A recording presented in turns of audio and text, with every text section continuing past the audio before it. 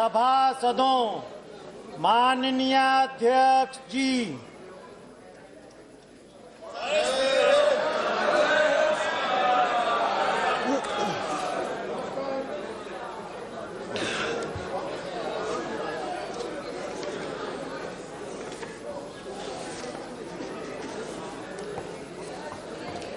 माननीय सदस्यगण, मुझे सभा को लोकसभा के पूर्व सदस्य श्री BVN रेड्डी के दुखद निधन के बारे में सूचना देनी है। श्री BVN रेड्डी आंध्र प्रदेश के नांदयाल संसदीय निर्वाचन क्षेत्र से 11वीं से 13वीं लोकसभा के सदस्य थे। इस दौरान वे वित्त संबंधी समिति, विदेशी मामलों संबंधी समिति, परिवहन और पर्यटन, ऊर्जा संबंधी समिति और संसद सदस्यों दलों के कार्यालय, लोकसभा सचिवालय के कार्यालय हेतु कंप्यूटरों का प्रावधान संबंधी समिति के सदस्य थे। वर्तमान में श्री रेड्डी आंध्र प्रदेश विधानसभा के सदस्य थे। पूर्व में भी वे सन 1992 से 96 के दौरान आंध्र प्रदेश विधानसभा के सदस्य रहे। श्री BVN रेड्डी का निधन 53 वर्ष की आयु में 12 मार्च 2017 को आंध्र प्रदेश के नांदयाल में हुआ। हम श्री BVN रेड्डी के निधन पर गहरा शोक व्यक्त करते हैं और यह सभा शोक संतप्त परिवार के प्रति अपनी संवेदना व्यक्त करती है। अब सभा दिवंगत आत्मा के सम्मान में थोड़ी देर मौन खड़ी रहे।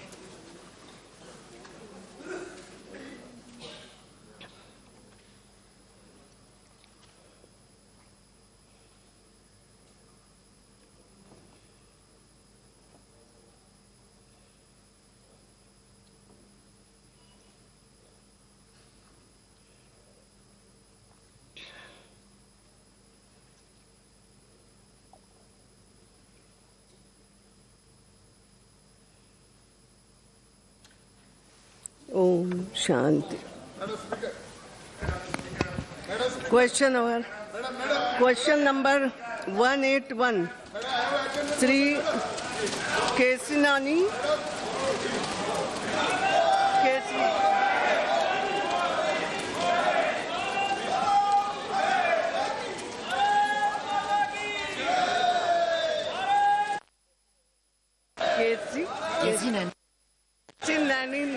Okay.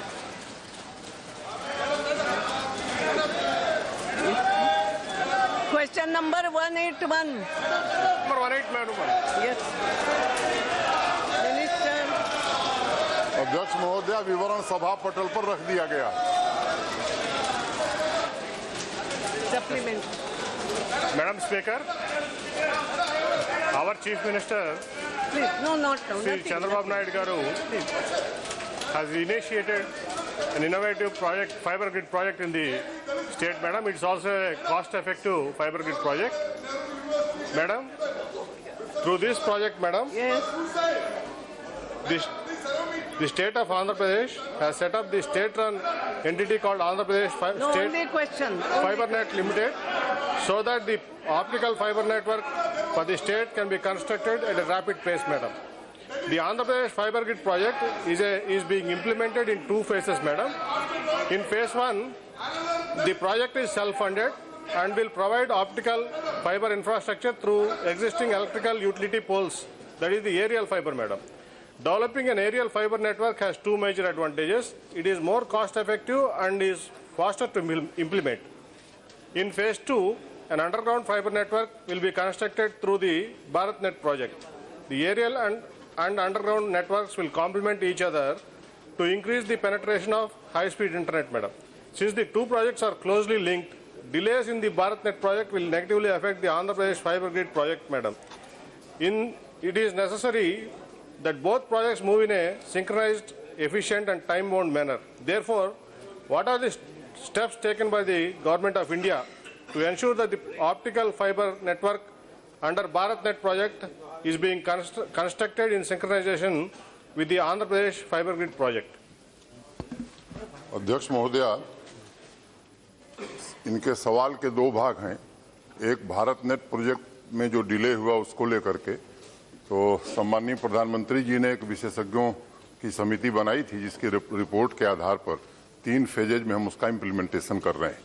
1 लाख ग्राम पंचायतों को हम शीघ्र ऑप्टिकल फाइबर नेटवर्क से जोड़ देंगे, जिसमें से लगभग 80,000 ग्राम पंचायतों तक हमने ट्रेंचिंग का काम और केबल पहुंचाने का काम कर दिया है। जहां तक आंध्र प्रदेश का प्रश्न है, आंध्र प्रदेश ने पहले ही जो दूसरे फेज में हमको काम करना है, अंडरग्राउंड केबल की जगह वो मिक्स एरियल जो इलेक्ट्रिक वायर पर ही ले गए हैं। आंध्र प्रदेश सरकार से हमारे मंत्रालय की सक्रिय रूप से वार्ता हुई है और उस प्रस्ताव से सहमति है। कैबिनेट नोट हम ले जा रहे हैं। अभी तक उन्होंने ब्लॉक को जोड़ा है, सेकेंड फेज में वो ग्राम पंचायतों को जोड़ने जा रहे हैं, तो उसकी सहमति भारत सरकार देगी और वो प्रोजेक्ट टाइम से कंप्लीट हो जाएगा। Second supplement. Madam, the optical fiber network is an urgent requirement in today's digital age, and therefore it is important that there be no delays in this implementation. One of the major hurdles faced by the BharatNet project is the minimum involvement of states in its implementation. A good way to fast-track the construction of a national optical fiber network is by giving states the autonomy to float their own corporations, to lay the network with the central government, providing the funding and monitoring the progress, madam. Besides, there are a lot of panchayats in India that are larger than the mandals, madam. In a one-size-fits-all model that is based on only geographical size or population size, it becomes difficult to extend connectivity to bigger villages as they will fall outside the definition of the panchayats. Again, it is better to provide states with the autonomy to develop models that are more suited to the local context. Therefore, is the government planning to bring structural changes to the BharatNet project so the states have greater autonomy to plan and develop optical fiber networks through state-run entities? अध्यक्ष महोदय, माननीय सदस्य ने जो बात कही है, पहले फेज में हमने राज्य सरकारों से सहयोग नहीं लिया था, लेकिन जो विशेषज्ञों की समिति बैठी थी उसने तय किया कि सेकेंड फेज में राज्यों की सहभागिता के आधार पर ही और प्राइवेट पार्टिसिपेशन के आधार पर इस प्रोजेक्ट को हम आगे बढ़ाना चाहते हैं। तो जो बात सदस्य कह रहे हैं उससे भारत सरकार सहमत है और वो काम हम सेकेंड फेज में करने जा रहे हैं। श्रीमती टीचर। ये Shrimati teacher. Thank you, Madam Speaker. Madam, Digital India was launched by the Honorable Prime Minister in India in July 2015 with an objective of connecting rural areas with high-speed internet networks and improving digital literacy. But today, the Digital India initiative is struggling.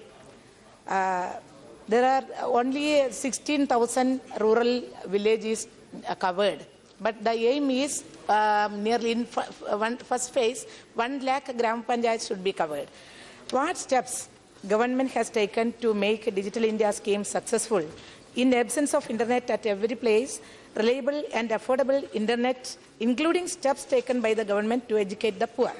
Whether the BharatNet project will meet its deadline on time, and also the approximate date of completion of phase 1 and implementation of second phase of the project. What steps Ministry has taken to improve internet speed of BSNL as compared to other private networks who offers internet at 4G speed?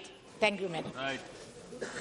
अध्यक्ष महोदया, ये सच है कि शुरुआत में जब project sanction हुई थी 2011 में और जब ये सरकार आई तब तक उस प्रोजेक्ट की गति उस स्पीड से नहीं चल रही थी और 220 ग्राम पंचायतों में ही हम काम शुरू कर पाए थे। आज की तारीख में 1.5 वर्षों में करीब 80,000, 2.5 वर्षों में 80,000 ग्राम पंचायतों तक हम काम ले गए हैं। एक जीपान इक्विपमेंट जो लास्ट माइल कनेक्टिविटी के लिए है, उसकी उपलब्धता एक सिंगल वेंडर था जिसको हमने टर्मिनेट भी कर दिया है। आज की तारीख में L&T, ITI और तेजस ये इक्विपमेंट सप्लाई कर रहे हैं। काफ़ी मात्रा में हमारे पास इक्विपमेंट आ गया है और जो टीम्स है उनको भी हमने काफ़ी सक्रिय किया है। तो तेज गति से उस काम को हम बढ़ा रहे हैं और मैं उम्मीद करता हूं कि मार्च के अंत तक जो अभी 16,000 ग्राम पंचायतों तक लास्ट माइल कनेक्टिविटी पहुंची है, मैं उम्मीद करता हूं कि वो 40,000 हो जाएगी और अप्रैल अंत तक हम इससे पूरा कर लेंगे। कर्नल सोनाराम चौधरी। मुझे आपने मौका दिया, जवाब आया है, इसमें काफ़ी सरकार काम कर रही है, परंतु मेरे बाड़मेर जैसलमेर का इलाका है जो करीब 650 किलोमीटर पाकिस्तान बॉर्डर के साथ है, BSF आर्मी एयरफोर्स है, परंतु अगर मेरे वहाँ के कनेक्टिविटी के आंकड़े देखेंगे तो आपको खुद को बहुत ताजुब होगा। वहाँ पर 580 पंचायतें हैं, उसमें सिर्फ 89 पंचायतों कनेक्टिविटी है। 17 ब्लॉक है, 17 ब्लॉक में मेरे 2 पंचायत समिति नहीं हुआ है। रेवेन्यू विलेज मेरे वहाँ पर भी 3500 है, उसमें सिर्फ 1220 में हुआ है। और अगर राजस्थान की अगर आप देखें तो राजस्थान में कनेक्टिविटी करीब 60% है, मेरे एरिया में बहुत कम है। हालांकि मंत्री जी से मिला था, उन्होंने कोशिश किया, फिर भी अभी बहुत कुछ ऑप्टिकल फाइबर हो रहा है, तो अभी वहाँ काम काफ़ी कम है। तो इसलिए मेरा, क्योंकि बॉर्डर एरिया है, डिफेंस है, पिछड़ा हुआ इलाका है, अभी भी मेरे वहाँ पर 25% पंचायतें जुड़ी है। तो मेरा आपसे, मंत्री जी से मेरा रिक्वेस्ट है कि वहाँ पर पहला सवाल का पहला मेरा है कि वहाँ पर क्या अलग से एफर्ट करके आप क्या वहाँ देंगे। दूसरा सबसे बड़ी प्रॉब्लम है, इनका मापदंड है कि 2000 जहाँ पर आबादी होगी वहाँ एक BTS लगेगा। अब मेरा बहुत दूर दराज एरिया है, 60,000 आबादी है, हो गया ना, बता रहे हैं 38,000 आबादी है, और एरिया मेरा 60,000 स्क्वायर किलोमीटर है। तो जिस तरह से पहाड़ी एरिया में आपने मापदंड बदले हैं, तो यहाँ पर भी आप वो जो BTS लगाने का 2000 वाला है, उसमें रिलैक्सेशन दे करके आप करेंगे, ताकि अब मेरी वहाँ पर दूसरों के बराबरी का हो सके। धन्यवाद। अध्यक्ष महोदय, माननीय सदस्य के प्रश्न के 2 भाग हैं। एक इस प्रोजेक्ट से रिलेटेड है, तो वो ग्राम पंचायत और ब्लॉक पहले से चयनित थे, उन्हीं ग्राम पंचायतों तक ऑप्टिकल फाइबर नेटवर्क हम पहुंचा रहे हैं। सेकेंड फेज में हम आपको आश्वस्त करना चाहते हैं कि देश भर की जो 2.5 लाख ग्राम पंचायतें हैं, जो 2018 दिसंबर तक हम पूरा करेंगे, तो कर्नल साहब की भी सभी ग्राम पंचायतें उसमें आ जाएंगी। दूसरा जो भाग है वो इस मूल प्रश्न से संबंधित नहीं है। वो चाहते हैं कि कुछ BTS लगाए जाएं ताकि टेलीफोन की कनेक्टिविटी, मोबाइल कनेक्टिविटी इनकी ठीक हो। तो मैं प्राथमिकता पर पिछड़े इलाके का ध्यान रखना, ये हमारी सरकार का दायित्व है। और आपका इलाका चूंकि बॉर्डर एरिया है, तो मैं विशेष ध्यान दूंगा कि वहाँ मोबाइल कनेक्टिविटी ठीक जल्द से जल्द उस इलाके के लोगों को मिले। Shri Baijayant Pandey ji.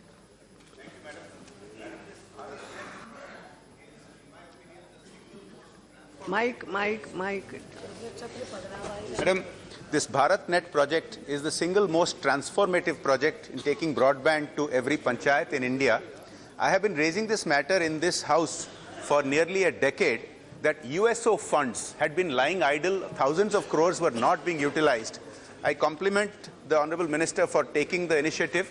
I would like to point out that in the quarterly Disha review meetings in every constituency that happens, in my review just recently, I was told that my constituency, Kendrapada, will have fiber optic connectivity by the end of this month, being in the first phase. My people from Kendrapada, thank you, sir. My question, madam, is regarding the last mile, which is not this fiber optic connectivity, but beyond that. And for that, I would like to ask the Honorable Minister, will he commit to putting in place a plan to encourage Wi-Fi connectivity, because that will be the fastest, simplest, cheapest to get the last mile connectivity, and will he commit to doing that?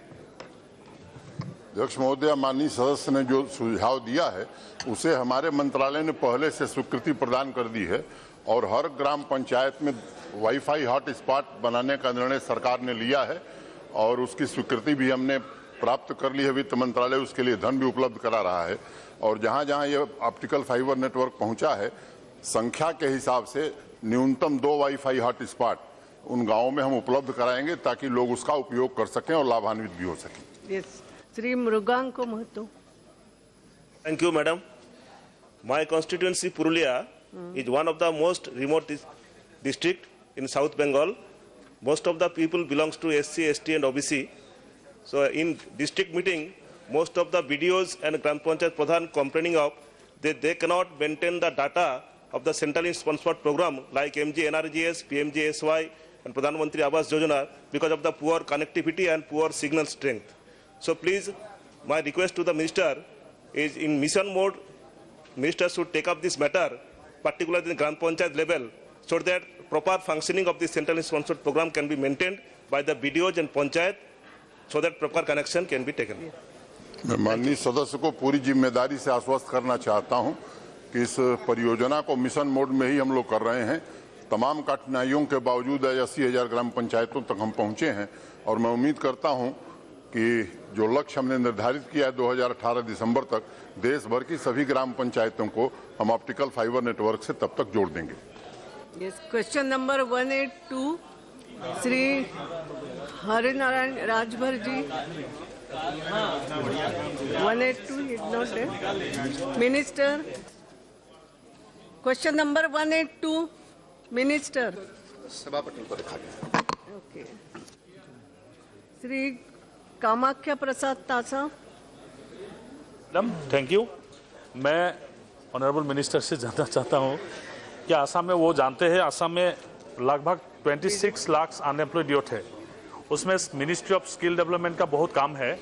मैं honourable minister से जानना चाहता हूं क्या कितना ITI और skill development centre को honourable minister का मिनिस्ट्री ने कवर किया है, और इसको इसलिए ज़रूरी है क्या हम लोग का वहाँ पर लेफ्ट विंग एक्सट्रीमिज्म भी बढ़ रहा है और एक्सट्रीमिस्ट भी बढ़ रहा है, इसीलिए ये लड़का लोग को ये ट्रेनिंग देना बहुत ज़रूरी है। मैं ऑनरेबल मिनिस्टर से प्रार्थना करता हूँ क्या ये काइंडली हम लोग को बताएं। महोदय, ये उत्तर मुख्य रूप से पूरे भारतवर्ष में महिलाओं से संबंधित ट्रेनिंग से संदर्भित है। फिर भी माननीय सदस्य ने पूछा है कि असम प्रदेश के लिए किस प्रकार से ITIs का अथवा स्किलिंग का काम किया जा रहा है। मैं सिर्फ ये कहना चाहूँगा कि हाल फिलहाल ही माननीय मुख्यमंत्री असम से हमारी मुलाकात हुई थी और एक विस्तार से चर्चा के पश्चात हम लोगों ने निर्णय किया है कि पूरे असम में प्रत्येक जिला में एक मानक स्थापित करने के लिए प्रधानमंत्री कौशल केंद्र की स्थापना की जाएगी।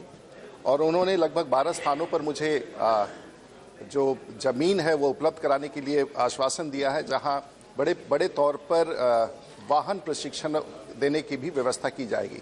वाहन प्रशिक्षण में सिर्फ छोटे इक्विपमेंट्स नहीं, हैवी इक्विपमेंट्स जैसे infrastructure equipments, backhoe operator, JCB operator, long hole drill operator, dumper trucks इत्यादि की भी बात उन्होंने कही थी। तो हम लोग विस्तार से प्रत्येक राज्य के लिए राज्यों के मुख्यमंत्रियों से मिलकर के योजना बना रहे हैं। प्रधानमंत्री कौशल विकास योजना के तहत एक स्टेट कंपोनेंट भी तैयार किया गया है, जो 10,000 करोड़ रुपए की राशि भारत की सरकार ने स्वीकृत किया है। उसमें 25% ये राशि राज्य सरकारों को जाना है और ये पूरा का पूरा 100% ग्रांट है। अगर राज्य सरकार जिनको लक्ष्य निर्धारित हैं अपना प्रस्ताव भेजते हैं तो ये पूरे ग्रांट के रूप में प्रधानमंत्री कौशल विकास योजना के केंद्रों की स्थापना के लिए राज्य सरकार को सीधे तौर पर ये राशि विमुक्त की जाएगी। रंजित रंजन जी। कौशल विकास के तहत बिहार में कितनी महिलाओं ने प्रशिक्षण लिया है और कितनी महिलाएं लेना चाहती हैं और उन्हें किस तरह का प्रशिक्षण दिया जाए, तो क्या उस स्टेट की भौगोलिक स्थिति को देखा जाता है? क्योंकि आप भी बिहार से, मैं भी, और मेरे क्षेत्र में भी, उस प्रखंड में भी हो रहा है, लेकिन बहुत महिलाओं की डिमांड है कि हम प्रशिक्षण किसी और चीज का लेना चाहते हैं लेकिन हमें दिया कुछ और जा रहा है। तो क्या इसमें, जैसे बिहार में 5 जोन है, तो क्या ये सरकार सोच रही है कि जोनल वाइज और जो जहां का भौगोलिक स्थिति है उसके अकॉर्डिंग जो उनकी डिमांड है उस तरह का प्रशिक्षण दिया जाए, या ये सिर्फ सेंट्रल तय करती है? Thank you. महोदय, स्किलिंग का जो काम है ये अकेले केंद्र सरकार पूरा नहीं कर सकती और राज्य सरकार की भी भागीदारी इसमें होना चाहिए। और हमारे लिए सबसे बड़ी चुनौती थी कि पूरे भारतवर्ष में स्किलिंग का मानक क्या हो, उसको स्थापित करना, उसके मानक देना और इसका विस्तार करना। आपने विशेष तौर से बिहार के बारे में सवाल किया है। हम लोगों ने अभी तक भारतवर्ष के भीतर कोई स्किल गैप असेसमेंट महिलाओं से केंद्रित नहीं किया है, लेकिन ओवरऑल स्किल गैप असेसमेंट किया है। जो स्किल गैप असेसमेंट किया गया है, पहले जो 3 वर्ष पहले स्किल गैप असेसमेंट किया गया था, दुर्भाग्यवश उसमें बिहार का आज तक स्किल गैप असेसमेंट नहीं किया है। उसके लिए हम लोगों ने टेंडर फ्लोट किया है और इसी हफ्ते वो निर्णय होने वाला है कि बिहार का भी स्किल गैप असेसमेंट हो। आपका जो सवाल है कि महिलाओं से संदर्भित जो बिहार में स्किल का जो प्रशिक्षण देना है, एक बार ये हम सर्वे करा लेंगे और पूरे बिहार का सर्वे हर संसदीय क्षेत्र और हर जिलावार करवाने के पश्चात हम इस सवाल का उत्तर दे पाएंगे, क्योंकि बिहार ही एक ऐसा प्रांत था 29 प्रांतों में जिसका सर्वेक्षण नहीं हुआ था, स्किल गैप नहीं हुआ था। अच्छा है आपने ये सवाल किया, हम लोग इस प्रक्रिया में हैं, हम इसको पूरा करते के साथ निश्चित रूप से बिहार में महिलाओं के लिए विशेष तौर से क्या करना है उसकी जानकारी हम आपको उपलब्ध करा देंगे। श्रीमती दर्शना जरदोश। धन्यवाद मैडम। कौशल मंत्रालय से ये जो प्रश्न पूछा गया उसका सविस्तार जवाब भी दिया गया है, लेकिन ये ग्रामीण क्षेत्र की बात ज़्यादातर हुई है जवाब में। मैं शहरी विस्तार से बिलोंग करती हूँ। मंत्री जी से कई बार बात भी हो चुकी है और कई सारे मंत्रालय जुड़े हुए हैं ये मंत्रालय में। तो सूरत में डायमंड और टेक्सटाइल दोनों में स्किल डेवलपमेंट के लिए प्राइवेट मॉडल पे, प्राइवेट पीपीपी मॉडल पे जिसको जिसकी ज़रूरत है इसके हिसाब से ट्रेनिंग हो रही है। जैसे डायमंड की कटिंग पॉलिशिंग जो पहले होती थी अब नहीं होती है। डिज़ाइनिंग में लिए और टेक्सटाइल में डिज़ाइनिंग में दोनों क्षेत्र में महिलाओं का योगदान हो सकता है विशेष। और इसमें ये भी बात हुई थी मंत्री जी से कि सांसद की भी कोई भूमिका इसमें तय होनी चाहिए। जिस तरह से अपने क्षेत्र में कुछ करना चाहे तो उन्होंने बताया भी था सविस्तार से। अगर हमें बता दे कि किस तरह हम लोग इसमें जुड़ सके और मंत्रालय की भी मदद कर सके और अपने क्षेत्र में भी ये ट्रेनिंग कर सके। महोदय, मैंने पहले भी सदन में बताया था कि सबसे बड़ी कठिनाई थी कि मानक स्थापित नहीं थे, लेकिन एक बार जब प्रधानमंत्री कौशल विकास योजना का पूरा रूपरेखा तैयार हो गया फिर हम लोगों ने तय किया कि प्रत्येक संसदीय क्षेत्र में एक प्रधानमंत्री कौशल केंद्र की स्थापना की जाएगी। लगभग 400, अभी 550 में से 400 स्थानों को तय किया गया है और इसमें लगभग 200 स्थानों पर हम लोगों ने व्यक्तियों को तलाश ली है। कई सांसदों से इस ट्रेनिंग पार्टनर से संपर्क किया है, लेकिन क्योंकि ये प्रक्रिया लंबा है और हमें अपने पास कोई भवन नहीं है, हमें निर्भर होना पड़ता है राज्य सरकार से या फिर भाड़े पर भवन लेकर के एक मानक के तहत स्थापित करना होता है। इसकी प्रक्रिया है जो जिन सांसदों के यहाँ ये स्वीकृत हो चुका है उसकी सूची हमारे पास उपलब्ध है। मैंने व्यक्तिगत तौर से पत्र भी लिखा है, संबंधित एजेंसी का नाम भी भेजा है। कुछ लोगों ने मुझे फ़ोन करके बताया, जैसे असम के कई स्थानों पर उसका उद्घाटन भी हुआ है। लेकिन ये पूरे भारतवर्ष में शॉर्ट टर्म स्किलिंग का जो रूपरेखा है ये प्रधानमंत्री कौशल केंद्र में हम कर रहे हैं और उसके साथ इसे हब बनाते हुए जिला भर में उससे छोटे छोटे स्पोक्स क्रिएट करेंगे। ये है शॉर्ट टर्म स्किलिंग का स्वरूप। और महोदय, लॉन्ग टर्म स्किलिंग जो 2 वर्ष का होता है वो आईटीआई के अधीनस्थ है और भारतवर्ष में आईटीआई की जो श्रृंखला है लगभग 13,000 आईटीआईस हैं, लेकिन उसमें भी कई सारी कमियां हैं जिसको हम लोग पूरा कर रहे हैं और आने वाले दिनों में हम नए मानक पर आईटीआईस की स्थापना की बात करेंगे। महोदय, ये पूरा का पूरा इकोसिस्टम को हम लोग रिवाइज कर रहे हैं। मैं आश्वस्त करता हूं कि सूरत में जो प्रधानमंत्री कौशल केंद्र मुझे देखना होगा सूची में कि वो संपर्क किया है कि नहीं, लेकिन आपके यहाँ भी विश्व स्तरीय एक कौशल केंद्र स्थापित करने का प्रस्ताव था जिस पर हम कार्रवाई कर रहे हैं। करुणाकरन जी। Speaker, Madam, MSME scheme implemented by the government is an ideal one, and it is to give employment to the individuals as well as the small entrepreneurs. Highest major importance has to be given to the women, no doubt. Sir, we are participating in the review meeting of the MSME in the district level committee. The main issue that we come across is the attitude of the banks. With one reason or another reason, the banks are not ready to give the loans because they may say that it is not feasible, it will not give. So whether this issue is realized by the government, if so, what steps the government is going to take, especially with regard to the bank's approach? This is a very large question, ma'am, and certainly the point taken, raised by the Honourable MP is very valid. We have, in fact, been struggling, and I think the banks have started responding now. Even when he's talking about MSMEs and once the people get trained there, to finance them, to set it up, this is a challenge faced under the Pradhan Mantri Kaushal Vikas Yojana because we have ensured that once we're doing a grant scheme, 70% of the children who are being trained have to be employed. Now, employment has to be treated in 3 categories. One is wage employment, the second is apprenticeship, if the boy or the child joins apprenticeship, and third is getting financed from a bank for entrepreneurship. This third aspect, it was only yesterday I had a word with my secretary, and I have requested, and I would be coordinating with the banks that these people who get training under the Pradhan Mantri Jan Dhan Yojana and other schemes, this linkage is actually very weak, and we are trying to ensure, and that is why under every training we are trying to create a mentorship and entrepreneurship module that suppose a girl gets a training for a beautician. Now, if she wants to go back to the village, if she's given a kit of 40,000 rupees, she can start her small enterprise in the village itself. Similarly, if an electrician is given a training, and Schneider is giving a training under the Pradhan Mantri Kaushal Vikas Yojana, and we can give this child a 1 lakh rupees kit, then surely he will carry the most modern equipments and he will be capable of going and working. Even if he's not getting a government job or an industry job, he can set up his industry. So this linkage we are trying to establish and ensure. I would be talking to the finance ministry. The banks are obliged to do it, but the process and facilitation, as the honourable member has asked, is a challenge, and we like to link it up as early as possible. I'll try to get back to the honourable member on this issue. Kalyan Banerjee. Madam, through you I want to say that job is very laudable one, and you are also putting very hard labor. I must appreciate that. In fact, last week in the Supreme Court corridor, I was telling your nephew that you are doing very well. But very recently, 2 weeks back, within my constituency at Dankuni, you have opened up one project, and I was invited and I was there. I am very happy to see that. But during the delivery of this speech, the National Corporation, that Skill Development Corporation, the representative who was there, he made a categorical statement to this extent that the persons who will get the training and get the certificate, all they will be given the employment.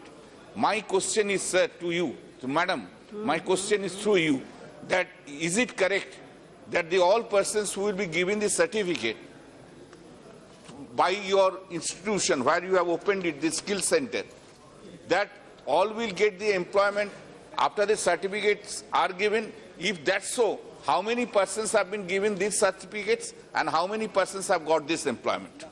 In fact, in the last reply, the sentence before this is a very important aspect which the honourable member of parliament has raised.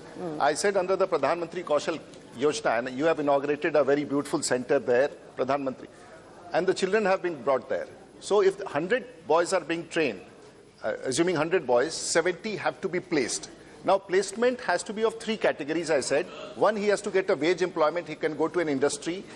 And the second could, just boys and girls, children, and the second could be if they are picked up by the industry for apprenticeship, would be treated as employment. And the third, we have called self-employment also, if we can get linked with the bank, which I have said. So it is just not wage employment. There are 3 categories and 70%. The funds will not be released to the center unless and until this is mandatorily put online, that this has been accomplished. We are working on that. And when you said about the previous, in the STAR scheme and the Pradhan Mantri Kaushal Vikas Yojana, number 1, which had a lot of loopholes, we have plugged those loopholes. It was not mandatory. But in the program launched under PMKVY 2 on 2nd October, which is going to last till 2022, we have made it mandatory that wage employment or apprenticeship or self-employment through a bank finance should be treated as placement. So we are working on that. You see, sir, to establish a whole ecosystem across the country, we are trying to build up the strongest portal so that all this could be tracked. And we would be furnishing the information to each and every member of parliament through this portal and also online. We are trying to build up a mechanism because institutionally we are creating this whole ecosystem for the first time in the country. Question number 183, Srimati Raksha Khadse. Can I? Question number 183. Yes. Minister, सभा उत्तर पटल पर पूछिए। वही धन्यवाद madam. मैं आपके माध्यम से पूछना चाहती हूँ कि national apprenticeship certificate issuing authority पहले लेबर और एम्प्लॉयमेंट मिनिस्टर के पास थी, लेकिन उसे बाद में स्किल डेवलपमेंट की तरफ शिफ्ट किया गया और उसी दरमियान ग्रुप डी के सब्स्टिट्यूट नोटिफिकेशन 2016 में निकले थे कि जिन बच्चों ने अप्रेंटिसशिप 2016 से पहले पास आउट हुए उन्हें ग्रुप डी में कंसीडर किया जाएगा, लेकिन उसी वक्त सर्टिफिकेट डिले होने के कारण 469 बच्चों को ग्रुप डी के जॉब से वंचित रहना पड़ा। क्या मिनिस्ट्री इसके बारे में कुछ आगे सोचेगी क्या? धन्यवाद। महोदय, इन्होंने जो सवाल उठा, ये पूरे सदन को इस सवाल का उत्तर मैं देना चाहूँगा। 2 प्रकार की परीक्षाएं भारत की सरकार डीजीटी के माध्यम से करती है। एक है ऑल इंडिया अप्रेंटिसशिप एग्जाम और दूसरा है all India trade test craftsman, जो ITIs की परीक्षा होते हैं। आपका सवाल ऑल इंडिया अप्रेंटिसशिप एग्जाम का है। महोदय, एक ऐसी व्यवस्था पिछले 50 वर्ष से चल रही थी जो हम लोगों ने अपने मंत्रालय में इसकी समीक्षा की और जो बच्चे जिनके बारे में आपने चर्चा किया है वो उसके पूरे तौर से विक्टिम रहे हैं, इसमें कोई दो मत नहीं है। और इसके लिए मैं ये बताना चाहूँगा कि इसकी जो व्यवस्था थी उसमें ये होता था कि जो बच्चे ITI पास करने के बाद अप्रेंटिसशिप करने के लिए किसी फैक्ट्री में या किसी कंपनी के पास जाते थे और वहाँ 1 साल की ट्रेनिंग या 8 महीने की ट्रेनिंग हो जाने के बाद ये आवश्यक था कि उनकी परीक्षा फिर से ले जाए। और जो परीक्षा का अभी तक सिस्टम था कि पहले हमारी DGT यहाँ से उनको कहती थी कि बच्चों की संख्या बता दो। जब एक बार बच्चों की संख्या बता देते थे तो फिर हम उनको उतनी संख्या में क्वेश्चन पेपर्स भेज देते थे। फिर वो राज्य सरकार फिर क्वेश्चन पेपर दे करके परीक्षा करा करके उसकी अपनी एंट्री करके उसको पास या फेल करते थे। पास या फेल करने के बाद फिर हमारे पास कहते थे कि आप हमको खाली सर्टिफिकेट DGT का भेज दो। फिर वो सर्टिफिकेट DGT का राज्य सरकार को जाता था और फिर राज्य सरकार उसमें भरते थे।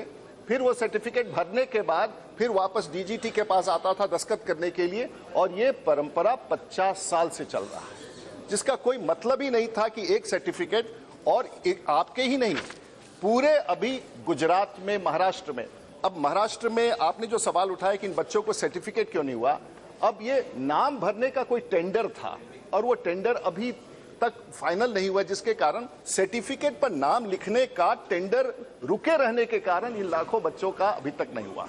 तो ये एक ऐसी स्थिति थी जो 50 वर्ष से सामान्य रूप से चल रहा था। जब आपने ये विषय को उठाया तो इसका पूरा मैंने अध्ययन किया और उतना ही नहीं, कई राज्यों में, गुजरात में, महाराष्ट्र में कई हजारों बच्चों का सर्टिफिकेट 2014 से पड़ा हुआ है। तो हमने पहला अब तय कर लिया है कि ये पूरा ऑनलाइन होगा। इस बार जिसको भी परीक्षा में दाखिल होना है अप्रेंटिसशिप का, ऑनलाइन जो हमारा MIS पोर्टल है उस पर आएगा। हम यहीं से परीक्षा करेंगे, OMR शीट भेजेंगे, उसका परीक्षा होगा और ऑनलाइन डिक्लेयर करेंगे। सवाल उठता है इन बच्चों का, जिन 2 लाख 2.5 लाख बच्चे जिनका 3-4 साल से सर्टिफिकेट नहीं इशू हुआ है, मैं ये काम कठिन है, लेकिन अब यहाँ से हम लोगों ने तय किया और आज सुबह ही हमने तय किया है कि अब यहाँ से सर्टिफिकेट भरने के लिए नहीं भेजेंगे। ये 2-2.5 लाख जो बच्चे हैं इनका सर्टिफिकेट जो पास कर गए हैं, राज्यों से उसकी सूची मंगा करके यहीं भरवा करके यहीं सर्टिफिकेट इश्यू करके उन बच्चों को भिजवा देंगे। और आने वाले दिनों में मैं आश्वस्त करता हूं कि किसी ने भी, मैंने भी थोड़ा देर से देखा, किसी ने सोचा ही नहीं था कि ऐसे भी परीक्षा इस देश में होता है जहां सर्टिफिकेट 4 बार दिल्ली और अहमदाबाद, दिल्ली और मुंबई, दिल्ली और भोपाल जाता है, दस्तखत होता आता है, नाम जाता है। ये पूरी व्यवस्था ऐसी थी, इसको हम लोगों ने बदलने का प्रयास किया है। और माननीय सदस्यों को बताना चाहूंगा कि कुछ दिनों के बाद आप पर बहुत प्रेशर आएगा ITIs के बारे में। हम लोगों ने तय किया है कि ITIs का पूरा मॉडल रिवैम्प कर दें ताकि आने वाले दिनों में जिन बच्चों के साथ दुर्दशा होता है उनकी परीक्षाओं को लेकर के, उनके गुणवत्ता को लेकर, इसको दूर करने का हम प्रयास कर रहे हैं। आपके प्रयास से इस 4 लाख बच्चों का सर्टिफिकेट थोड़ा वक्त लगेगा, दिल्ली में भरवा करके दे सकेंगे ताकि ये बच्चे विभिन्न पब्लिक सेक्टर अंडरटेकिंग्स वगैरह में अपना आवेदन समय दे सके। आपने इस प्रश्न को उठा करके देश के 4 लाख बच्चों का बहुत बड़ा कल्याण किया। आपने भी निर्णय अच्छे करके बच्चों के दृष्टि से सोचा। Second, no supplementary. Thank you. Very good. Gaurav Gogoi. अध्यक्षा महोदया, मंशा अच्छी है लेकिन मूल्यांकन के लिए भी हमें थोड़े फैक्ट्स की जरूरत है जो इस सवाल के उत्तर में नहीं दिखा जा रहा है। हम देखते हैं कि बहुत निर्णय अच्छा हो गया। फैक्ट्स भी चाहिए मैडम, क्योंकि बहुत से संगठन ऐसे आते हैं इस मंत्रालय में जो ट्रेनिंग करवाना चाहते हैं विभिन्न राज्यों में, विभिन्न जिलाओं में आके, वो सांसद से मिलके एक चिट्ठी ले लेते हैं समर्थन का, फिर जिला में जाके उनका कोई प्रोग्रेस रिपोर्ट नहीं दिखता, कितना काम किया है, कितने युवाओं के साथ काम किया है, इस प्रकार का कोई प्रोग्रेस रिपोर्ट नहीं आता है। और खास करके अगर हम असम में देखें, बहुत से चाय बागान है जहां पे युवा आज बागान में नहीं काम करना चाहता, वो शिक्षित है, हुनर चाहता है, एक स्किल चाहता है। ऐसे कम्युनिटीज के लिए खासकर ऐसे संगठन काम करना चाहिए, लेकिन वो नगर में अपना ऑफिस बनाकर नगर के आसपास युवाओं को ही वो ज्यादा महत्व देते हैं। तो मैं पूछना चाहता हूं आपके द्वारा कि क्या ये मंत्रालय, ये विभिन्न जो संगठन जो स्किल डेवलपमेंट के कोर्स चला रहे हैं, उनके सर्टिफिकेट और किन युवाओं को, क्या सही युवाओं को वो शिक्षित दे रहे कि नहीं, इस प्रकार की क्या वो इंफॉर्मेशन, क्या तर्क वो लेके आ रहे हैं? धन्यवाद। इनकी पीड़ा बिल्कुल सही है। असम में हाल फिलहाल तक आपकी ही सरकार थी और निश्चित रूप से क्षमा कीजिए, इस देश में जो स्किल का इकोसिस्टम था वो सचमुच बहुत शर्मराया हुआ था। कई मंत्रालय, कई विभाग, कई एजेंसीज, अभी भी मैं संघर्ष करता हूं क्योंकि कई सारे ऐसी घटनाएं जो होती हैं, मुझे बताया जाता है इस प्रकार से हो रहा है। तो माननीय प्रधानमंत्री जी ने निर्णय लिया है कि ऐसी छोटी बड़ी तमाम जो केंद्र की योजनाएं हैं उसको एक स्थान पर लाया जाए और इस प्रकार का आरोप ना लगे, इसलिए हम लोगों ने बहुत ही मॉडर्न पोर्टल, स्मार्ट पोर्टल का आप अगर एनएसडीसी के साइट पर जाएंगे, अब मुझे नहीं लगता है, कमियां हो सकती हैं, लेकिन अब मुझे नहीं लगता है कि आने वाले दिनों में जो ऑर्गेनाइजेशंस जब तक इन संस्थाओं को स्मार्ट पोर्टल पर रजिस्ट्रेशन नहीं मिल जाता है, पूरा इंस्पेक्शन नहीं हो जाता है, उनको ऑनलाइन टैगिंग नहीं हो जाता है, बच्चों को आधार कार्ड से सीडेड नहीं हो जाता है, ट्रेनिंग का क्यूपीज उन लोगों ने एक्सेप्ट नहीं करते जब तक उनके यहाँ ट्रेनिंग नहीं, ये व्यवस्था, क्योंकि कई बार सांसदों को रूडी जी कुछ नहीं हो रहा है, मैं उस तरह की व्यवस्था से बाहर निकलना चाहता हूं और उसको निकालने में थोड़ा वक्त लगा है। 1 साल के भीतर पूरे भारतवर्ष में हम कौशल विकास का जाल बिछा देंगे और जो आपने कहा, जो आपके जमाने में जो संकट था, वो संकट से निवारण करने के लिए हमने आपको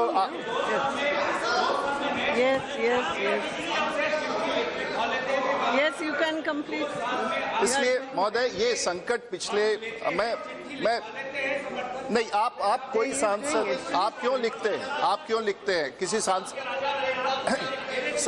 सांसद क्यों लिखते हैं चिट्ठी? आवश्यक नहीं है महोदय। मैं एक सवाल, माननीय सांसद, ये मुझे पता ही नहीं है और मैंने ना मेरे मंत्रालय से कोई ऐसा निर्देश है, ना हम लोगों ने किसी से कहा है।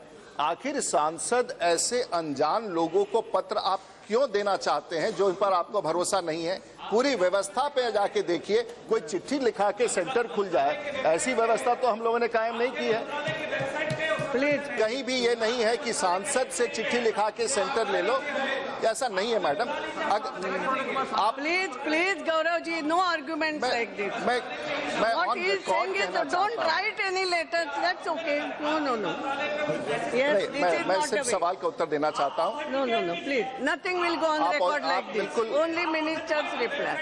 मुझे लगता है कि आप पुराने व्यवस्था से पूरी तरह से प्रभावित हैं। This is not the way. मैं आपसे आर्ग्यू नहीं, मैं इसलिए कहना चाहता हूँ अगर आपको ऐसा लगता है, आप मुझे तो बाकी सदन में सदस्य हैं, मैं भी आपके जैसा सांसद हूँ और मैं भी लोगों के बीच में जाता हूं और मैं भी बच्चों के जीवन के बारे में सोचता हूं।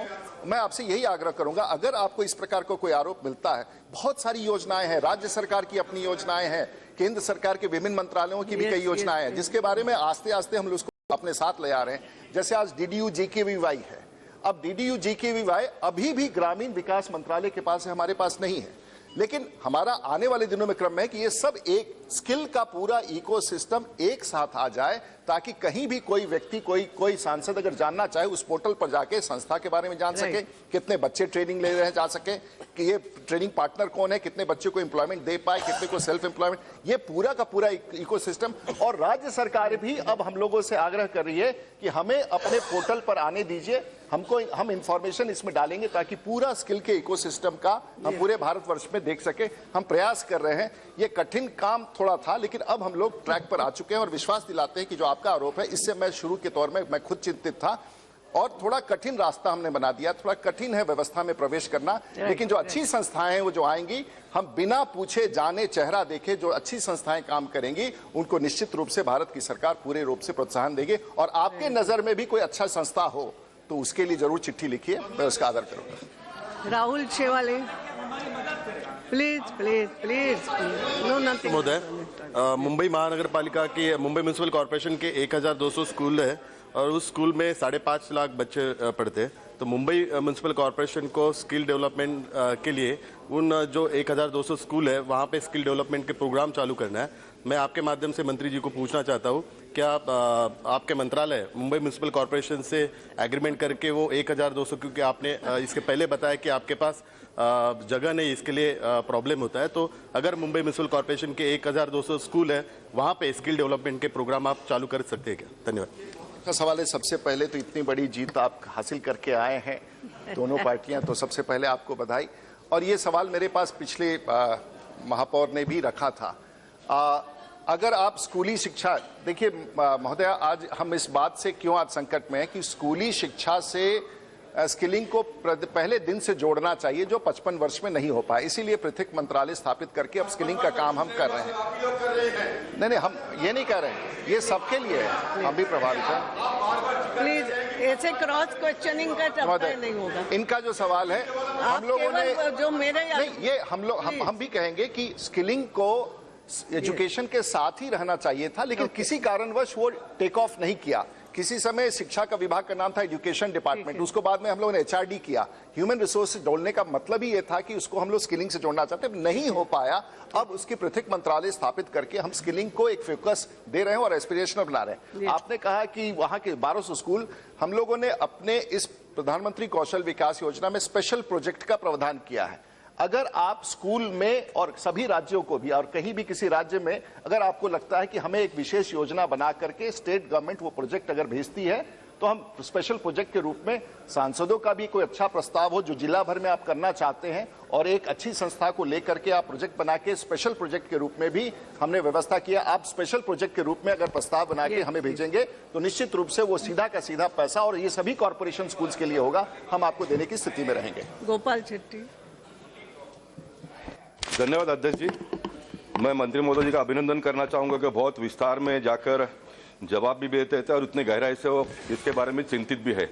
लेकिन इसके पहले के सवाल में जो उन्होंने जवाब दिया कि राज्य सरकार की ओर से उनको मदद मिलता नहीं, ये वास्तविकता है। क्योंकि मैं स्वयं राज्य सरकार और हमारी मुंबई महानगर पालिका इतनी बड़ी है, बहुत सारे जगह होने के बावजूद भी कॉपरेशन मिलता नहीं।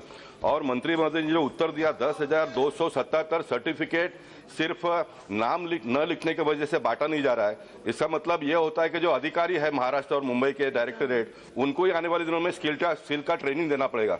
अध्यक्ष जी, ये बहुत ही गंभीर विषय है। जब हम ईज ऑफ बिजनेस की ओर जा रहे हैं और ऐसे समय पर जो 50,000 से ज्यादा पगार लेने वाले अधिकारी सर्टिफिकेट के ऊपर नाम नहीं लिखते, उसका हमको कॉन्ट्रैक्ट निकालना पड़ता है।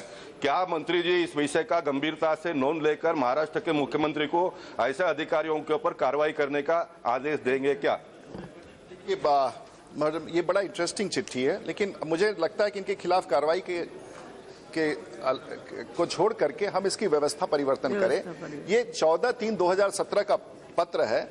The directorate has floated a tender for certificate printing vide tender number such and. अब सर्टिफिकेट छापने के लिए बच्चों का एक टेंडर हो, ये सब प्रक्रिया में फ्लॉज था। ये हम लोग के संज्ञान में आ गया और मुझे लगता है यही प्रक्रिया दूसरे राज्यों में होगा। पूरे प्रक्रिया को ही भारत की स्तर पर हम अपने यहाँ से चेंज कर दें ताकि इस प्रकार की कठिनाई ना हो। हम ऐसे कई सारे विषय उभर के आ रहे हैं जिसका समाधान हम करने का प्रयास कर रहे हैं। इसलिए एक्शन हो ना हो, इसमें कई राज्य और भी हैं। ये तो एक उदाहरण के तौर पर उन्होंने विषय उठाया है, तो ये प्रोसेस को ही चेंज करने की आवश्यकता है और इसको हम कर रहे हैं। मुझे विश्वास है कि इस प्रकार की जितनी कठिनाई है आने वाले दिनों में हम इसका समाधान कर देंगे। जितेंद्र रेड्डी जी। धन्यवाद मैडम। एक बहुत ही महत्वपूर्ण मंत्रालय आपके हाथ में है, मंत्री जी के हाथ में है, जो जो देश के युवा के लिए जो स्किल डेवलपमेंट प्रोग्राम जो कर रहे हैं और उनका भविष्य से संबंधित है। तो मैं आपसे ये कहना चाहता हूँ कि ये जो DDGUK है, या आप जो परमिशंस दे रहे हैं, जो एप्लीकेशंस, जो स्किल डेवलपमेंट के जो इंस्टीट्यूशन जो आगे आके वो लोग जो अपने परमिशंस के लिए कर रहे हैं, आप इतनी अच्छी तरीके से एक्सप्लेन कर रहे हैं। आप एक एक क्वेश्चन के ऊपर में 20-20 मिनट का जो है ना आंसर दे रहे हैं। आप प्रवीण हैं इसके अंदर। बट मेरा प्रॉब्लम यह है कि आपका जो ब्यूरोक्रेसी जो काम कर रही है वो बराबर नहीं कर रही। आज तक आपके पास में एग्जाम्पल्स है कि 1.5 साल से परमिशंस नहीं दिया गया है, और ये DDGUK के अंदर में ये मंत्रालय चालू होके आज तक मेरे ख्याल से 2 ही साल हो रहा है, और एक्सपीरियंस पूछा जाता है 3 साल का। तो किस तरीके से कोई इंस्टीट्यूशन जो है अप्लाई करे, उसको किस तरीके से उसको परमिशन दिया जाता है। तो मेरा आपसे निवेदन है मैडम कि वो बराबर अपने मंत्रालय के अंदर में ऑफिसर्स को थोड़ा ताकीद करे और वो लोगों के साथ में एक प्रॉपर स्किल डेवलपमेंट का प्रोग्राम चले, because this is really a very good program given by Pradhan Mantri ji, and the minister is also a very able minister. He can do it, so it has to be done properly. मैंने पहले भी चर्चा की थी, DDU-GKY अभी भी हमारे अधीनस्थ नहीं है। वो नहीं, मेरे मंत्रालय में नहीं है, वो ग्रामीण विकास मंत्रालय में है। हमने प्रयास किया है, मैंने माननीय मंत्री जी से बात की है, माननीय प्रधानमंत्री जी के भी संज्ञान में है। ये कई सारी योजनाओं के कारण कई सारे आरोप अब उत्तर मुझे देना पड़ता है, जबकि वो एडमिनिस्ट्रेटिव मिनिस्ट्री नहीं है, लेकिन उसका रास्ता निकल रहा है, हम कोशिश कर रहे हैं वो निकालेंगे। और मैं बार बार ये कहूंगा कि ये मंत्रालय एक ऐसा मंत्रालय है जो सभी विभागों में है और ये सभी सांसदों का मंत्रालय है। आप जितनी बात रखते हैं और अवसर वाली बात जो आपने कही, मैं बहुत हद तक सहमत हूं, क्योंकि एक प्राइवेट बॉडी है नेशनल स्किल डेवलपमेंट कॉर्पोरेशन, जो जिसे क्रिएट किया गया और कई सारे एक्सक्यूशन का प्रोग्राम उनके पास है। उन्हें मैं बार बार ये समझाता हूं कि ये पूरा पैसा भारत सरकार का है और आपके पास जब इसके व्यवस्था की जिम्मेवारी दी जाती है तो थोड़ा सा गुणवत्ता का ध्यान दें। इस बात पर हमारा विशेष ध्यान है। मैं आपकी पीड़ा समझता हूं और कई बार तो जिस संस्थाओं को मैं खुद देख करके ग्रेड ए मार्क के आया हूं वो भी रिजेक्ट हो गया है, तो ऐसी भी परिस्थितियां उत्पन्न हो जाती हैं। लेकिन उस सब का क्योंकि पहले ये व्यवस्था नहीं था मैम, इसलिए थोड़ा वक्त और लग रहा है। मैं आपका ये नहीं कहूंगा धैर्य रखिए, लेकिन निश्चित रूप से 2.5 साल का 6 माह के बाद मेरा मंत्रालय बना। 2.5 साल में हमने कुछ किया है, आने वाले दिनों में और बेहतर करने का प्रयास करूंगा। यही आग्रह है, थोड़ा हमारे साथ चले। और ये सबके लिए है, क्योंकि 125 करोड़ के देश में स्किल का योजना कार्यान्वित करना, जहां 1 करोड़ बच्चों को ट्रेन करने का लक्ष्य है, ये बड़ा लक्ष्य है। और माननीय प्रधानमंत्री जी ने इसमें पर्याप्त साधन दिया है, दिशा भी दिया है और सोच भी दिया है। हम प्रयास कर रहे हैं, जरूर कामयाब होंगे। बुरिया जी, इसी संदर्भ में पूछिए। बहुत बहुत धन्यवाद अध्यक्ष महोदय। माननीय मंत्री जी बहुत ही गहराई में और अच्छे लचीले भाषण में जवाब दे रहे हैं, पर दिक्कत है आपने कहा कि धन की कमी नहीं है, सारी चीजें हैं। उसके बाद मतलब क्या वजह है कि ग्रामीण क्षेत्र है, क्योंकि हमारा आदिवासी बाहुल्य एरिया अपना काफी है, कई जिले हमारे हैं, पर वहाँ पे जितने भी आपके जो कौशल विकास वाले ट्रेनिंग होते हैं शहर के आसपास के लोगों पर, दूर दराज में आजकल हर गांव में पढ़े लिखे नौजवान हैं, नौकरी मिल नहीं रही है। नोटबंदी के कारण सारे धंधे बंद हो गए, वो बेचारे बेकार घूम रहे हैं। प्रश्न पूछिए, प्रश्न पूछिए। बहुत प्रश्न हो गए, प्लीज प्लीज। आप बुरिया जी प्रश्न पूछिए। आप मैडम देखो, आप प्रश्न पूछिए। आपको तकलीफ क्यों हो रहा है, वो वास्तविकता की ओर में ले जा रहा हूँ।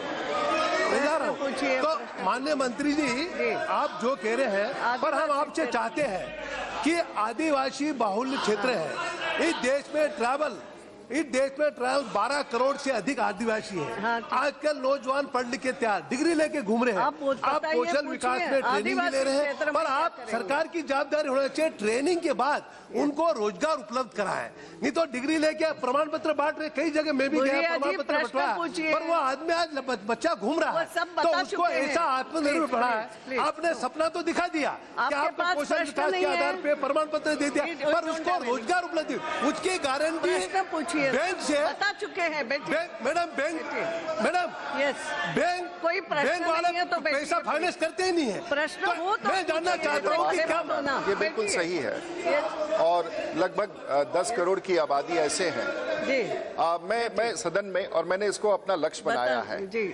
और जैसे भुरिया जी ने कहा है, मैं आपको अगले 6 माह में हर ट्राइबल और इस प्रकार के कमजोर क्षेत्र में एक state of art skill centre दूंगा और उसके साथ साथ उस ग्रामीण क्षेत्र में भी उसका जाल बिछाने का कोशिश करूंगा। LWE डिस्ट्रिक्ट्स में थोड़ा कठिन रहा है, लेकिन मेरे फोकस एरिया में ये 10 करोड़ जो गरीब और ट्राइबल्स रहते हैं इस देश में, वो हमारे फोकस एरिया में है। स्पेशल प्रोजेक्ट के तहत उन सभी एरिया में हम स्थापित करेंगे और सभी सांसदों को उसका केंद्र बिंदु रहेंगे। आप निश्चित रूप से 6 माह के भीतर इस पूरे व्यवस्था के बारे में मुझसे चर्चा कर लें। प्रत्येक ऐसे संसदीय क्षेत्र में हम अलग से व्यवस्था करेंगे ताकि आपका ये जो आरोप है वो आरोप ना रह सके। Very good, very good. Question number 184 Shri Rahul Kaswan ji. Question number 184 ma'am. Yes minister. उत्तर सदन पटल पर रख दिया गया। पूछिए। Thank you very much, ma'am.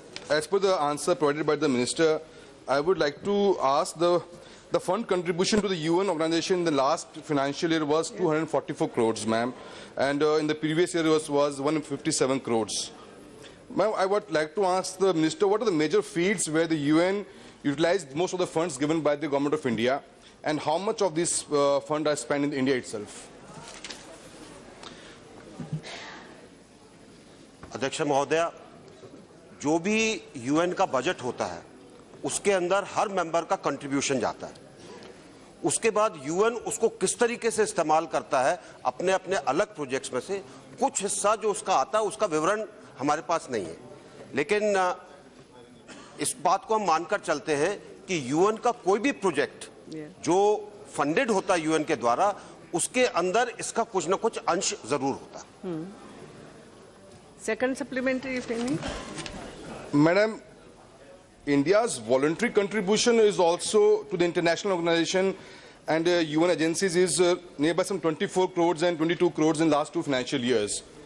But ma'am, is there any government of India have any monitoring system to monitor these funds issued to the UN international organizations, and is there any spending mechanism which government of India is looking into that? Ma'am, it is like the nation where the various people contribute and the budget of the nation is whole. Similarly, the budget of the UN is a whole. We do not have any mechanism to take a feedback on what is being spent on India. This is the overall budget and it is dependent on the capacity of a nation which has got a formula by which the UN calculates, and in our case it works out to be approximately 0.7% of our GNP, which goes to the UN as part of our contribution to the UN. Right. Rajeev Satav ji. मैं यहाँ से प्रश्न पूछने की अनुमति चाहूँगा। अध्यक्ष जी, ये जो सवाल है इसमें हम हर साल यूएन को कंट्रीब्यूट करते हैं। पिछली बार 244 करोड़ किया, उसके पिछले 157 करोड़ किया। पीस कीपिंग मिशन में भी हमारा कंट्रीब्यूशन रहा। इंडिया भारत ये जो सिक्योरिटी काउंसिल है उसका परमानेंट मेंबर बनने का दावेदार के रूप में हम कोशिश कर रहे हैं। तो जब हम परमानेंट मेंबर बनने की दिशा में जा रहे हैं तो जब भी हम बनेंगे तो कितना फोल्ड इसमें इंक्रीज होगा, इसके बारे में सरकार ने कुछ सोचा है? मैडम, जैसे मैंने कहा कि एक देश का जो कंट्रीब्यूशन होता है वो उसकी कैपेसिटी पर निर्भर करता है और उसका एक फॉर्मूला है कि किस प्रकार से वो कैपेसिटी जज की जाती है। देश का जीएनपी डिवाइडेड बाय दुनिया का जीएनपी और उसके बाद उस देश का कितना कर्जा है, उसकी पर कैपिटा इनकम क्या है, इन सब चीजों को लेकर ये निश्चित किया जाता है। इसका सिक्योरिटी काउंसिल से कोई ताल्लुक नहीं है, वो नेशन की कैपेसिटी पर डिपेंड करता है और क्या वो पे कर सकते हैं वो डिसाइड होता है। अब जिस प्रकार से यूएस ने अपने कांग्रेस के अंदर एक फैसला किया कि हम 22% से ज्यादा यूएन को नहीं देंगे, तो जो यूएन की तरफ से यूएस का हिस्सा बनता था उसके अंदर और इसके अंदर गैप है, वो गैप बाकी मेंबर्स के ऊपर आ जाता है। तो सिक्योरिटी काउंसिल से इसका कोई ताल्लुक नहीं है। किरीट सोमैया जी। माननीय अध्यक्ष महोदय, जो राहुल ने जो पहला प्रश्न किया उसके बारे में ही मैं मंत्री जी से स्पष्टता करना चाहूंगा कि इसमें लिखा है कि कैपेसिटी टू पे एंड ग्रोस नेशनल इनकम, इसके साथ में कंट्रीब्यूशन जोड़ा गया है। मैं मंत्री जी से स्पष्टता ये चाहूंगा कि इन 2013-14 which was the last year of the previous government, जिसमें 138 करोड़ कंट्रीब्यूशन दिया गया था और 2015-16 में 244 करोड़, 80% ज्यादा कंट्रीब्यूशन हुआ। इसका रीजन यह है कि इंडिया की कैपेसिटी टू पे ये बढ़ गई सरकार की। इसका अर्थ ये होता है कि भारत सरकार की ग्रोस नेशनल इनकम 80% बढ़ गई और उसके कारण ये कंट्रीब्यूशन ऑलमोस्ट डबल हुआ है। ये मैं मंत्री महोदय से स्पष्टता चाहूंगा। मैडम, जब हम कैपेसिटी टू पे की बात करते हैं तो इसका जो इंडेक्स जो है ये 3 साल के लिए बनता है और इसके अंदर जो मेंबर स्टेट है उसकी जीएनआई वर्ल्ड उसको डिवाइड करते हैं वर्ल्ड एवरेज जो कि जीएनआई का है और इसको जैसे मैंने बताया बाकी चीजों को शामिल करके एक फिगर निकाली जाती है जो हमारे केस के अंदर 0.7 है। अगर हमारा बढ़ा है तो उसका मतलब सिर्फ यही है कि हमारी जीएनआई बढ़ी है और हमारी कैपेसिटी टू पे ज़्यादा हो गई है। तो जो सदस्य ने बोला है कि हमारी कैपेसिटी टू पे ज़्यादा है, वो हर साल जिस तरीके से बढ़ोतरी होती रही है उसके हिसाब से जो हमने 6 साल की भी जो फिगर दी है उसके अंदर हम देखेंगे कि हर साल इसके अंदर कुछ ना कुछ बढ़ोतरी हुई है। Yes, question number 185 Shri Kundaliya ji. 185 yes minister. Madam statement till date of the table of the house. Yes, पूछिए। माननीय अध्यक्ष महोदय, मैं आपके माध्यम से प्रधानमंत्री और रेल मंत्री को धन्यवाद करता हूं इसलिए कि 10 साल में जो सौराष्ट्र रीजन में जो रेलवे में प्रावधान नहीं किया था, इतना बजट 2017-18 में किया, इसलिए मैं उसको धन्यवाद करता हूं। मेरा क्वेश्चन वही है कि गुजरात में 13 डिस्ट्रिक्ट में से 33 डिस्ट्रिक्ट में 13 डिस्ट्रिक्ट हमारे सौराष्ट्र रीजन में आती है, तो सौराष्ट्र रीजन से कोई ऐसी गाड़ी नहीं है राजधानी साथ जुड़ने के लिए। राजधानी एक्सप्रेस जो अहमदाबाद दिल्ली से अहमदाबाद चलती है, वो सुबह में अहमदाबाद पहुंच के शाम तक खड़ी रहती है। उसको राजकोट तक लंबाने के लिए और राजकोट से दिल्ली तक राजधानी को चलाने के लिए कोई प्रावधान है कि नहीं? दूसरा मेरा क्वेश्चन वही है, सुरेंद्रनगर से एक पूछिए फिर दूसरा पूछिए। छोटा ही है, सुरेंद्रनगर से Rajkot. You will get it, you will get it. मिलेगा। मैडम, सबसे पहले मैं सदस्य को भी धन्यवाद देता हूं कि उन्होंने भी लगातार वैसी मांग की थी कि सौराष्ट्र जैसा हमारा जो गुजरात राज्य का बहुत अहम इलाका है, उसमें बहुत सारे समय से दुर्लक्ष्य किया गया था, उसके ऊपर हम लोगों ने काम नहीं किया था। इसके लिए इस बजट में जिस तरह से हम सभी राज्यों की इंफ्रास्ट्रक्चर डेफिसिट को दूर करने की कोशिश करें, उसी तरह से सौराष्ट्र में भी इस साल में बहुत बड़ी मात्रा में हम लोगों ने निवेश करने का तय किया है। साथ साथ में जब ये प्रोजेक्ट कंप्लीट हो जाएंगे तो नई नई ट्रेन चलाने की एक सुविधा मिलेगी, क्योंकि ट्रैक में ही आज कंजेशन है, वहाँ पे ब्रॉडगेज भी है, एक मीटर गेज भी है, उसको हम सब कन्वर्ट करने की कोशिश भी करें। राजधानी ट्रेन जो है वो आपको बाय डेफिनेशन एक राजधानी, राज्य की राजधानी को देश की राजधानी को जोड़ती है, इसके लिए उस तरह से चल रही है। आपका जो कहना है कि शायद वो ट्रेन बीच में नहीं चलती, उसके बारे में सोचेंगे, लेकिन राजधानी की जो ट्रेन है एक राज्य को दूसरे राज्य की राजधानी को देश की राजधानी को जोड़ती है। पूछिए, अब आराम से पूछिए। मैं आपसे जो सुरेंद्रनगर राजकोट डबल ट्रैक का जो हमारा काम चल रहा है, ये कितना समय में पूर्ण होने का समय मर्यादा है? पर पूरी मात्रा में हम जोर लगा रहे और आपको मैं आश्वासित करना चाहता हूँ, उसके ऊपर जितनी ताकत से हम कार्य करना चाहते हो करें। मैंने बीच में रिव्यू भी किया था, आपको पता होगा कि मैं हमेशा हर राज्य में जाके वहाँ पर बैठ के लोगों के साथ रिव्यू करता हूँ कि पिछले होली का दिन था, होली का त्यौहार था, फिर भी मैं दक्षिण राज्य में था। I was in the Tamil Nadu, reviewed all the progress, some of the honourable members are also present. तो we'll definitely try to do it faster. उसके साथ साथ नई ट्रेन भी चलेगी। नारायण भाई कछाड़िया जी। धन्यवाद मोदिया, मैं आपका भी आभार मानता हूं और साथ साथ ही हमारे प्रधानमंत्री और माननीय रेल मंत्री जी का भी आभार व्यक्त करता हूं। मेरा क्वेश्चन है कि जो गुजरात में जो मेरे क्षेत्र अमरेली में जो गेज परिवर्तन का काम पिछली सरकार ने नहीं किया, वो इस सरकार ने 2.5 साल में इस 2017-18 का बजट में पूरा कर दिया है, तो उसके लिए भी मैं आपका आभार मानता हूं। और दूसरा मेरा क्वेश्चन है कि अमरेली और सूरत, महुआ सूरत ट्रेन जो 12-9-45 पर डे चलाने के लिए मैंने बार बार मंत्री जी को मिला हूं और बार बार मैं मंत्री जी से बात भी कर रहा हूं, लेकिन आज तक वो शुरू नहीं हुआ।